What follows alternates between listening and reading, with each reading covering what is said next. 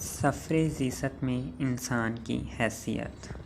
زندگی کے سفر میں انسان کی حیثیت گاڑی کے ڈرائیور کی ہے، نہ کہ سواری کی جو ڈرائیور کے رحم و کرم پر ہوتی ہے۔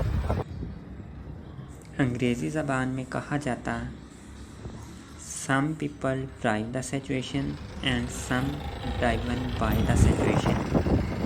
کچھ لوگ حالات کو کنٹرول کرتے ہیں اور کچھ لوگوں کو حالات کنٹرول کرتے ہیں۔